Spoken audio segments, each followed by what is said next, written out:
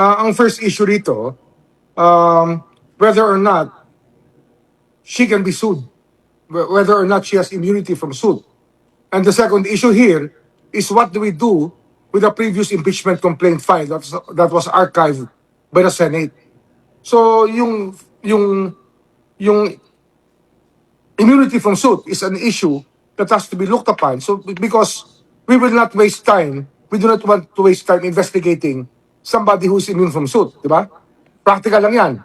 Pero ang pangalawa kasi, yung impeachment complaint na naka-archive sa Senate, papadala sa amin yan.